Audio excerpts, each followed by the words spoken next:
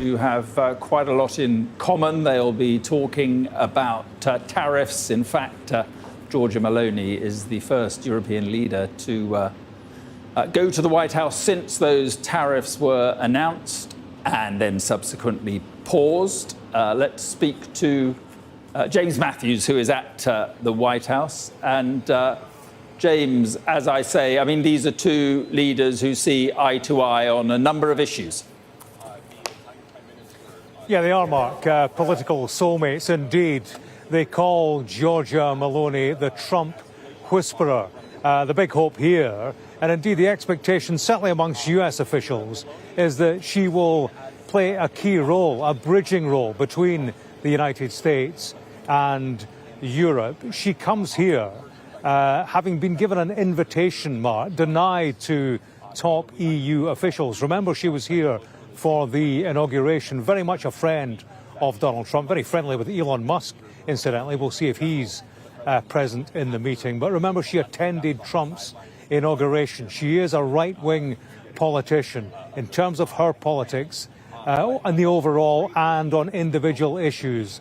She and Trump clearly feel a connection, which is why she is heading towards the Oval Office. We'll hear a news conference shortly. We're told that discussions will be on trade, defence shipping, artificial intelligence, space exploration, and so on.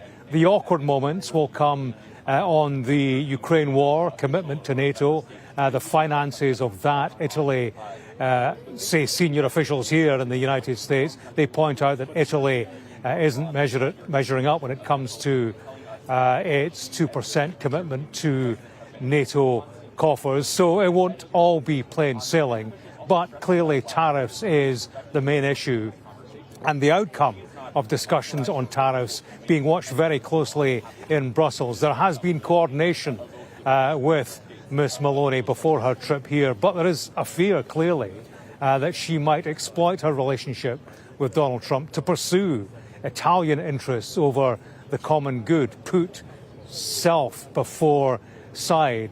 That is played down by Italian officials and indeed EU officials, but they will be suspicious. They will be distrustful of Donald Trump, clearly, in all of this. Why has he picked out his new best friend, his BFF, to come here to the Oval Office to try to shoehorn a deal with the European Union? Does he see that negotiation with Meloni as more malleable, perhaps, and something that could weaken or compromise what is a robust stance at this stage by the European Union? Very much. They want to make one very much, and we're going to make a trade deal. I fully expect it, but it'll be a fair deal. Are they on your priority list? Everybody's on my priority list. Mr. President, do you plan to meet with the President of the EU? Say it? Do you plan to meet with Wait, one at a time, please. No. You, and then we'll go. Do you plan to meet with the President of the EU, Ursula von der Leyen? Do you plan to have other meetings with EU leaders as well? Many. We had a meeting yesterday with Japan. As you know, we've had numerous talks, very at the highest level, frankly, with other countries. Yeah, we're doing very well, and we're moving along on trade very well. The United States was ripped off and taken advantage of by every country in the world, practically. I mean, I have to say practically, but just about everyone.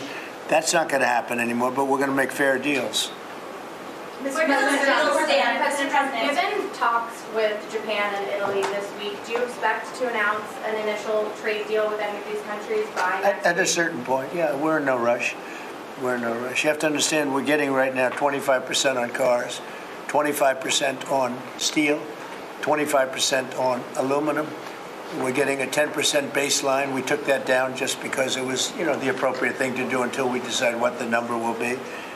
And we're, taking in a lot of money, which we've never done before, frankly. With Biden, we were losing a fortune on trade. But we're moving along very nicely, and we're going to end up with a baseline of a substantial number, which we never got anything. The United States never got anything until I came along, and then I put very substantial tariffs on China, if you remember. And we took in hundreds of billions of dollars. But Then we had a rigged election, and it was just one of those little things, and it got away from us because Biden allowed every country in the world to rip off the United States, and I'm here to save our country. Mr. President, on China, Mr. President, you said you have You said in the past that you aren't worried about allies growing closer to China as a result of your tariffs. And this week we saw Chinese President Xi Jinping visit with 3 of our allies. Should you be worried that they're growing closer? No. Mr. President, will you pick up the phone? Nobody can compete with us. Nobody. You said that you have a good relationship with President Xi. Why not pick up the phone and call him and make a deal? Oh, we're going to make a deal. We'll have a deal. I think we have Mr. President? I think we're going to make a very good deal with China. Do you plan to reach out to him and call him? I think that you will see we'll make a very good deal with China. Mr. President Trump, Mr. President, you told me avoiding Marine One a couple of months ago. I like her very much regarding Prime Minister Giorgia Meloni. Will she be the one to mediate your relationship with Europe, do you think? Well, I do like her very much. I think she's a great prime minister. I think she's doing a fantastic job in Italy. We're very proud of her. I knew her right from the beginning. I knew her as a very early prime minister, and I knew she had great talent. She's one of the real leaders of the world, and I'm very proud to be with her. I can't do better than that, right? Yes, that's fantastic. Okay, we can close the press conference. We should end the press conference. Yeah, please, go ahead. Prime Minister, how quickly can you raise your defense spending? Oh, well, Italy is the summit of the NATO announced that it raised 2% as was requested. It'll go up. Yesterday. And then Europe, as you know, it's never enough. Europe, as you know, is committed to do more, is working on tools to allow and help the member states in increasing the defense spending. And we are convinced that everyone has to do more. Prime Minister, are you ready? Are the retaliatory To do more. Prime Minister, are you ready? Are the retaliatory tariffs that were passed before and then suspended still on the table? No, sorry, please repeat it. The retaliatory tariffs that the European Commission passed and then suspended, are they still on the table if you cannot make a deal with President Trump? I'm sure we can make a deal, and I'm here to help on that. I cannot deal in the name of the European Union. My goal would be invite President Trump to pay an official visit to Italy and understand if there's a possibility when he comes to organize also such a meeting with Europe. I think the best way is that we simply speak frankly about the needs that every one of us has and find ourselves in the middle. That's useful for all. I really, somebody calls me such a Western nationalism. I don't know if it is the right word, but I'm sure that together we are stronger. And I have to find a way, I'm here to find the best way to make us both stronger on the two shores of the Atlantic. We're going to have very little problem making a deal with Europe or anybody else because we have something that everybody wants. You know what that means, right? We have something that everybody wants. We're going to have very little problem. So we'll see you in a couple of minutes. We'll be right there in the Oval Office. Thank you very much. Thank you. So there we are, and as he suggested, they're about to go into the Oval Office where we could hear from Donald Trump again. But interesting on trade deals, he said we are in no rush and talked about all the tariffs that he says the United States is taking in, including, of course, that baseline tariff of 10%. He did say, though, we will have a deal with China. He seemed fairly confident on that. And on Giorgia Meloni, he said she is a great talent, one of the great leaders of the world. So as the cameras exit that room, we can go to James Matthews, who is at the White House. And James, well, no rush to announce trade deals. That will not be music to Keir Starmer's ears. No, indeed, Mark. And I suppose we were looking at Donald Trump, the negotiator, and to get what he wants, he doesn't want to appear to be in a hurry. So I suppose that's what part of that was all about. Interestingly, they are having lunch together, Mark. What we saw there was not the Oval Office. That was the lunch table, effectively. Every frame of this meeting being recorded, it appears, by the cameras. But yeah, in terms of news lines to come out of that, nothing, no great headline, I thought. I mean, nothing we haven't heard from him before. You rattled through a couple of them there. Going to make a very good deal with China, he said, spoke about. We're going to end up with a baseline, a substantial number.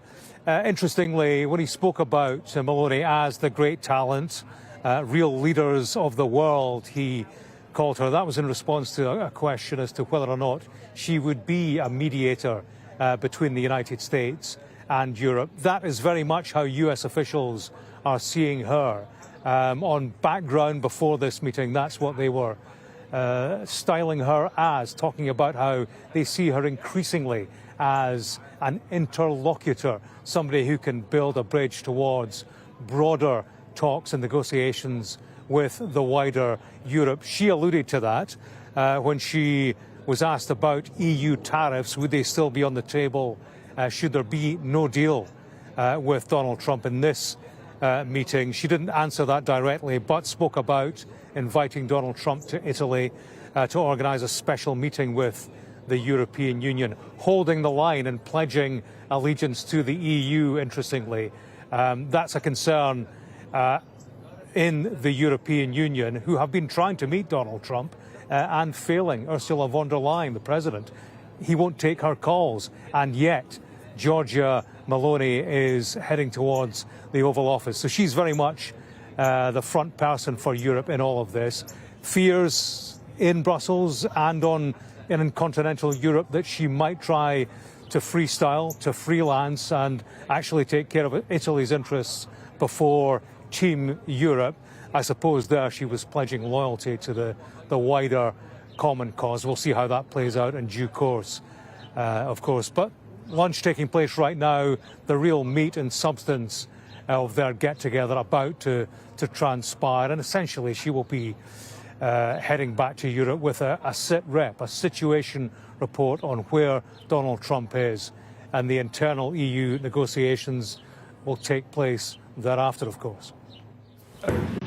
In the meantime, it's an honor to have the Prime Minister of Italy with us, Prime Minister Meloni, who's doing a fantastic job. I would say that she has taken Europe by storm and highly respected. Everybody loves her and respects her, and I can't say that about many people.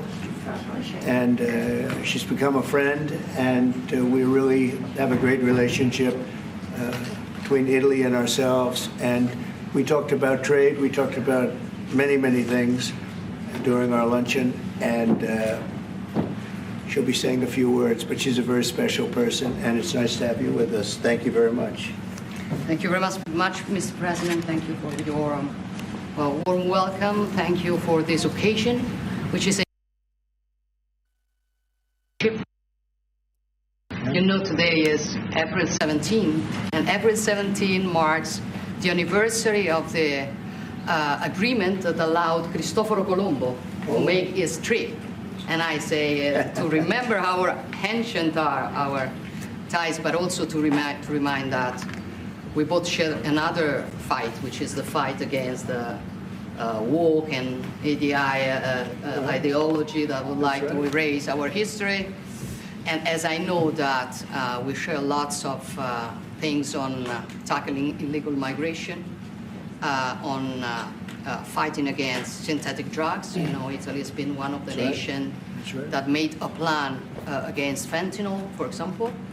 But we have been talking about many bilateral topics and things that we can do together, about defense, about economic, about economy, about space, about energy.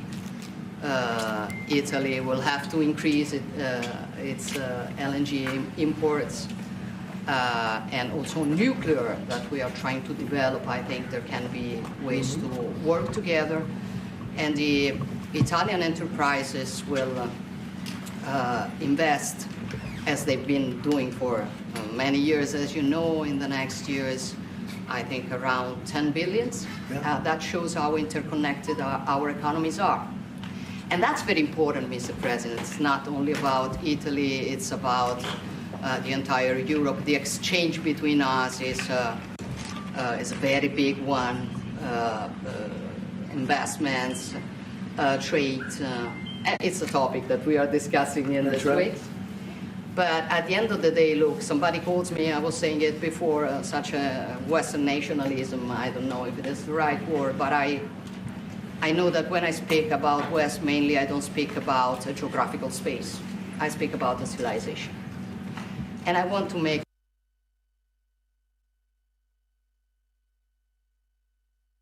the Atlantic. It is the time that we try to sit down and find solutions. So I want to thank President Trump for having accepted an invitation to pay an official visit to Rome in the near future and consider the possibility in that occasion to meet also with Europe. The goal for me is to make the West great again. Okay? And I think we can do it together. We can. We will keep on work on that. I'm going to close. I want to say only I'm proud of sitting here as Prime Minister of an Italy that today has a very good situation despite the difficulties, a stable country, reliable country, 1 million more jobs in the last 2 years and a half. Great. Inflation is going down, so you forgive me if I promote a bit my country, Yeah, but you're a businessman and you understand me. So migration flows going down 60%. So we are trying to do our best, but I think we can do it even better together. Also on Ukraine, I will close. Together we've been defending the freedom of Ukraine. Together we can build a just and lasting peace. We support your efforts, Donald. Good. Thank you. Thank you very much. And I think we're doing well in that effort, but we want to get it done, and we'll see if we can. We want to save. On average, think of it, every week 2,500 people are being killed, mostly soldiers, Russian, Ukrainian soldiers.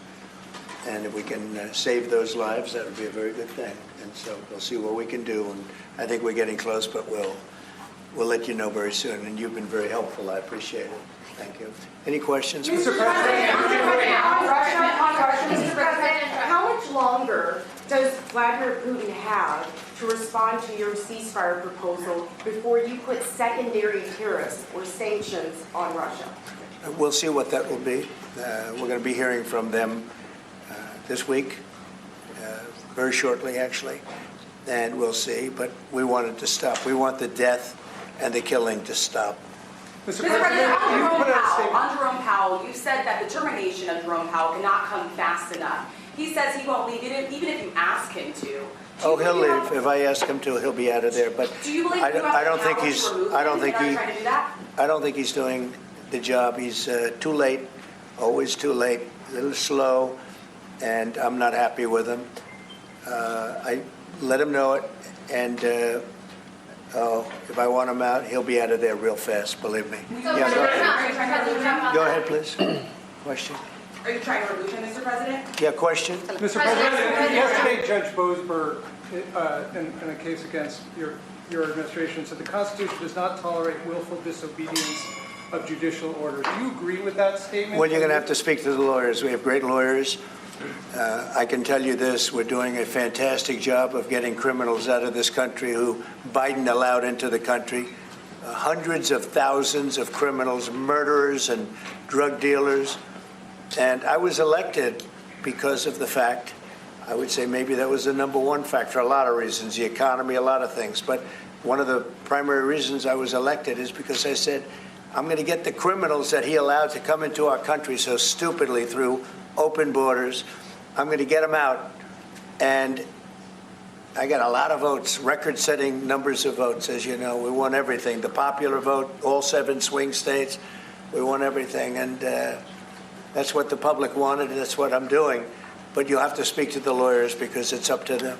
Mr. President, what do you think of the proposal from France? Say it? What do you think of the proposal from France and UK of a peace mission in Ukraine with soldiers? And do you think that Italy should take part into it? Well, I think Italy will have to make that determination, but Peace missions are always good with me. I'm okay with peace missions. Yeah, please. Mr. President, have you discussed what areas of cooperation have you discussed with the Prime Minister vis-a-vis Italy and the United States and Europe and the United States? And on China? We discussed it very briefly. No, we're doing very well with negotiations, I think, with all countries. Do you have a timing? And Scott could tell you a little bit, but we are doing very well. We have a lot of countries that want to make a deal.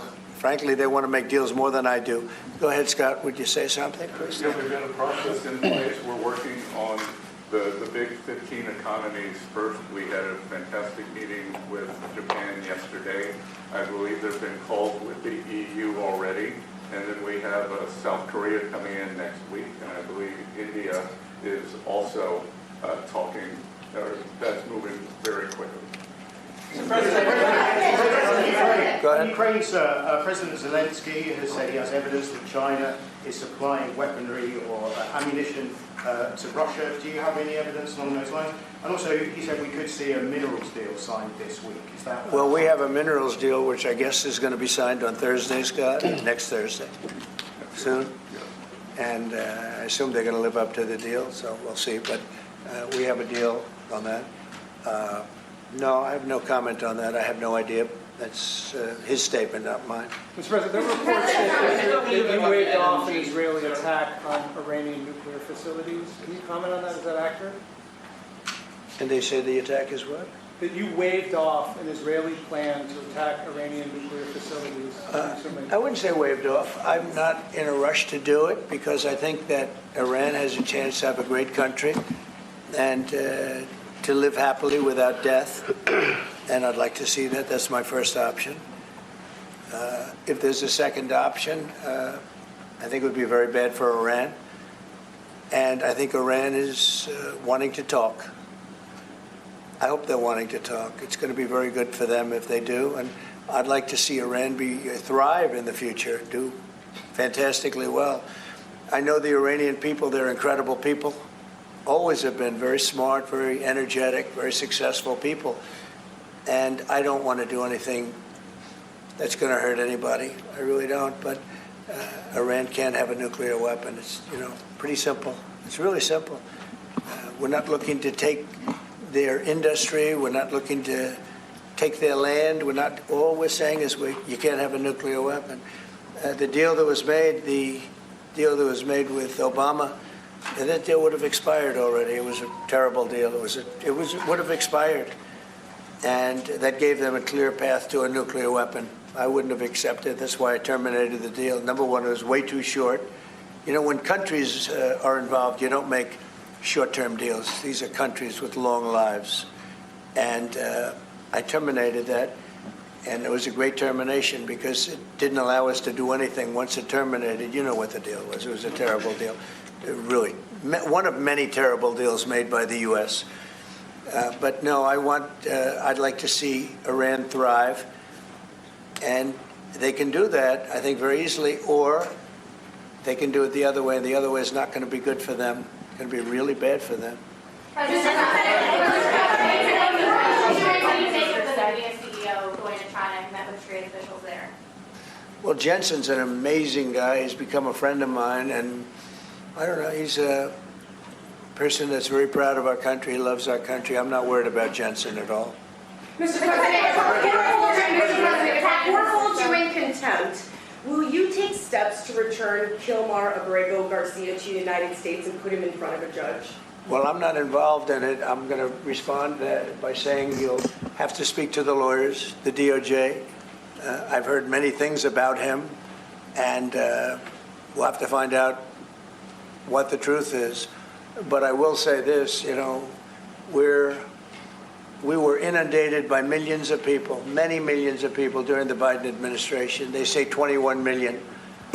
And a big percentage of those are criminals, serious criminals. I'm not saying just criminals because they came into the border illegally. I'm saying they're criminals at the highest level, murderers. Many of those people murdered more than one person, and they're on the loose. And I was elected to get rid of those criminals, to get them out of our country, or to put them away, but to get them out of our country. And I don't see how judges can take that authority away from a president. We've done an amazing job, Tom Holman, Kristi Noem. We have done an amazing job. Nobody can believe the job we've done. Far greater than what I said. I mean, I got elected on that, but we've done much better. We have right now 99% border. It's a 99%. Nobody thought that would even be, but nobody's coming through our border practically. 2 weeks ago, we had 9 people come through, all for medical reasons. We allowed them. We brought them through because one had a heart attack, one had something else, and, all for medical reasons. We have a great border. We had a great border 4 years ago, but we have a border now that's even tighter, and we did that in a matter of weeks. And no, we have to. We need to get murderers and drug dealers and people that were in jail for horrible. You know, they released jails, Georgia, from all over the world. They released them, not just South America, all over the world, the Congo and Africa.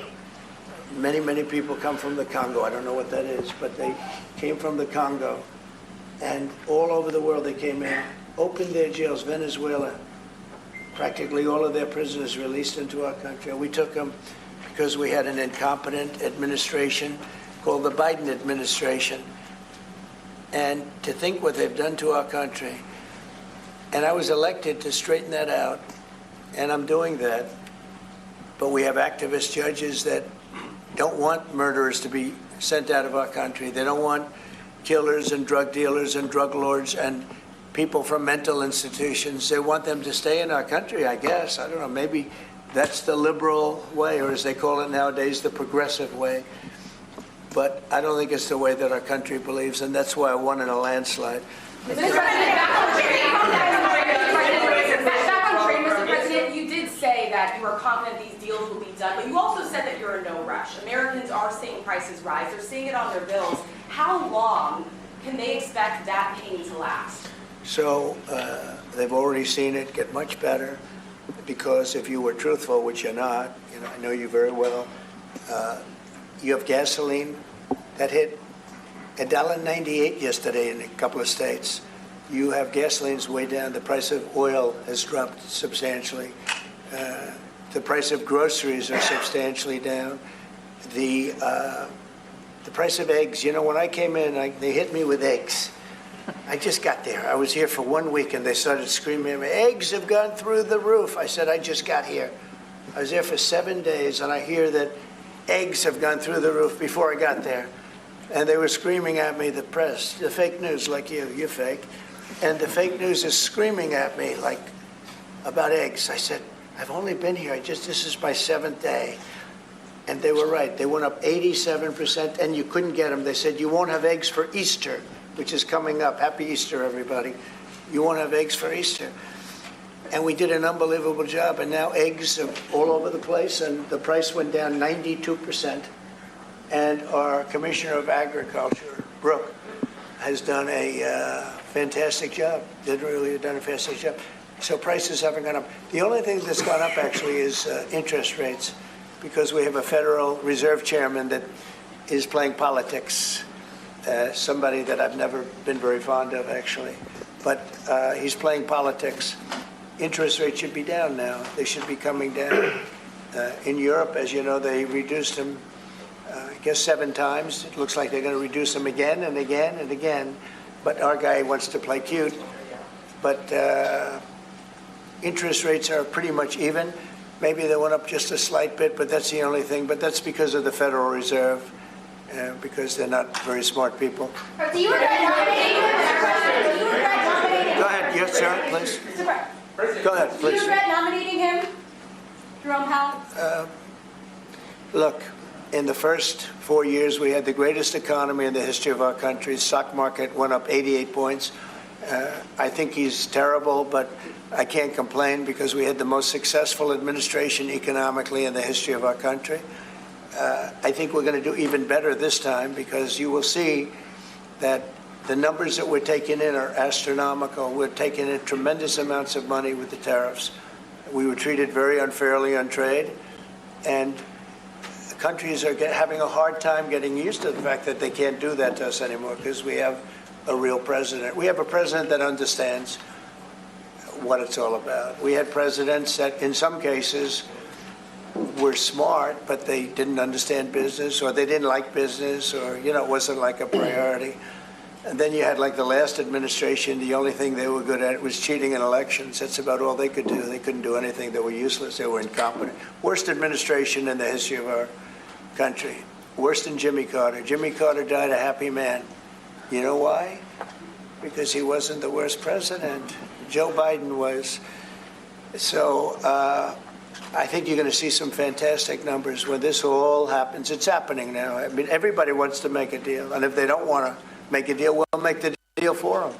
Because that's what's going to happen. We'll just say, this is what it is. But we want to listen to everybody. And I think I can say for Scott and the other people that are working on it that we're listening, and we're going to be very fair to people. But, we're the one that really sets the deal, and that's what we'll be doing. Okay? Go ahead, please. Question to our Prime Minister. Oh, you have a great Prime Minister. You're so lucky. Yes. In Italiano. Yes, that's right. Okay. I'm not sure they do agree. Presidente Meloni, volevo sapere cosa pensava del fatto che il Presidente Trump ha considerato responsabile Zelensky della guerra in Ucraina, e poi se avete parlato delle spese militari e qual è il limite massimo a cui ha detto che può arrivare l'Italia, le percentuali delle spese militari. Non abbiamo parlato dei limiti massimi a cui può arrivare l'Italia, abbiamo parlato del fatto che l'Italia sta...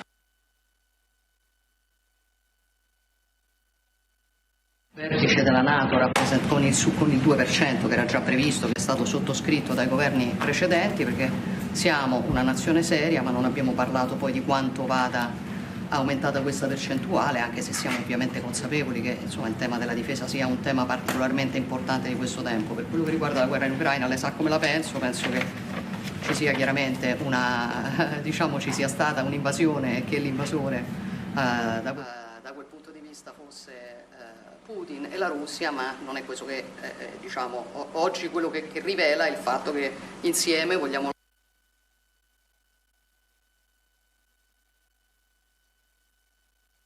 questi siano gli sforzi sui quali condividiamo il nostro lavoro. Abbiamo condiviso anche oggi il nostro lavoro.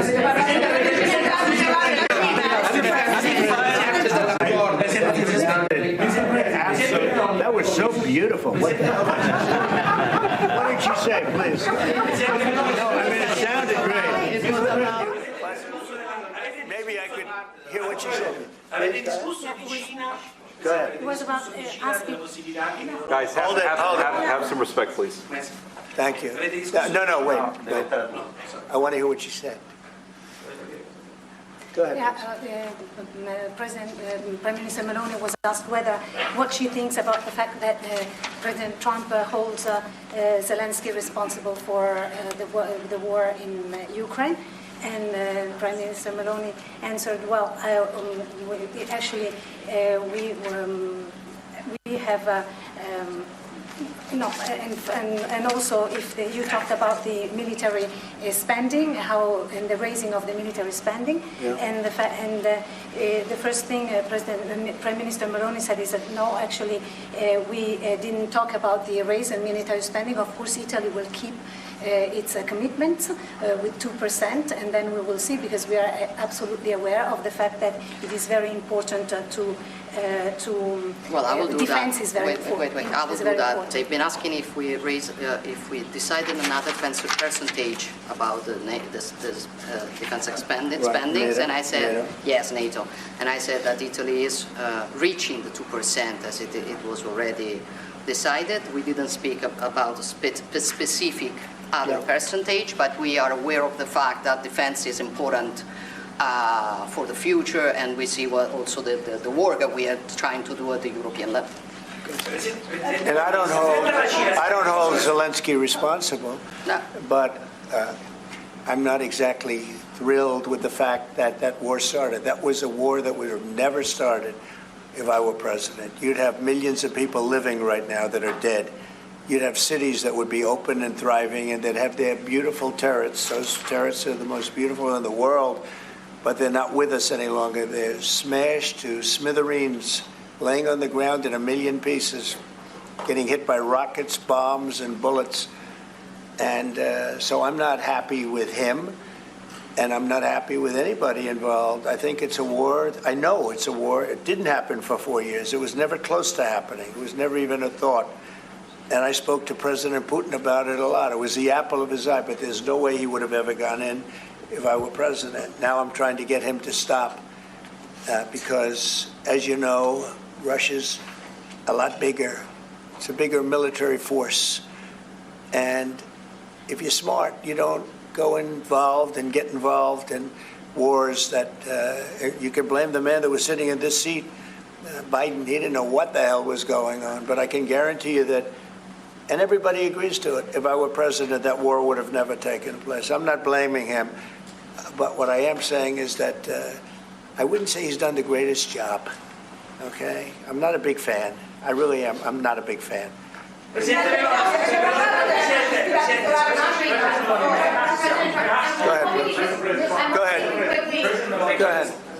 Presidente Meloni, avete discusso di Cina e della possibilità che l'Europa ponga dei dazi, diciamo, sulla Cina. Mr. President, are you sure about the definition of parasite or European? Would you say again that European are parasites? It's never said. Would you say again that European are parasites? Have you said that Europeans are parasites? Yeah. Have you seen it? No, I haven't said. I don't know. He didn't say it. I don't even know what you're talking about. Go ahead, please. Go ahead. No, wait. Next. Go. Thank you. Prime Minister Meloni just said we want to make Europe great again, and we want to do it together with the United Sure. West, yeah. Did you? I guess that's what she said, Mr. Prime Minister. How are you going to do that? And are you looking to do it to counter China, who is really trying to gather influence against the United States with the help of a disjointed? I hope that Europe is going to be great again. Europe is going through a lot of problems, and a lot of it's having to do with immigration. And I'm not a big fan of Europe and what they've done with immigration at all. And I think they got to get smart because Europe is being very badly hurt by what they've done with immigration. Now, I'll say this, that the Prime Minister has taken a very tough stand on immigration. And I commented to her before. I said, I wish more people would be like you having to do with that subject, but they're not. Europe is very important to me. Europe is very important to the world. I want Europe to do very well. I think they have to get a lot smarter on immigration.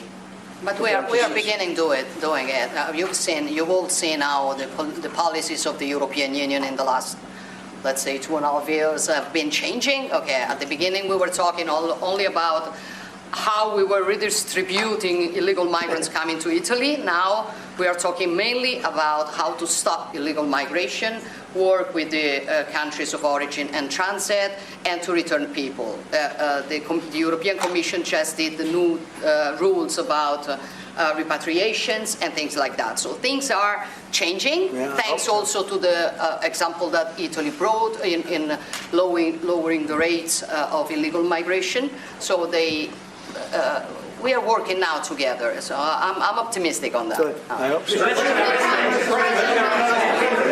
please. Go ahead. I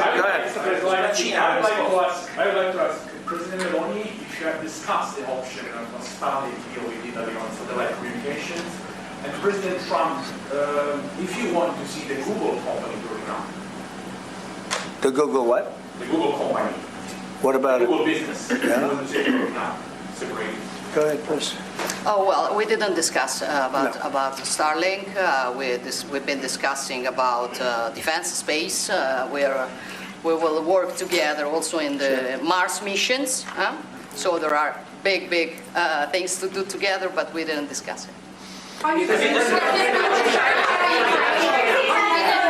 Your conversation with the Prime Minister that changed your mind potentially about tariffs and what you plan to do going forward? No. Is there anything the Prime Minister said to you that changed your perspective? No, tariffs are making us rich. We were losing a lot of money under Biden, trillions of dollars, trillions on trade.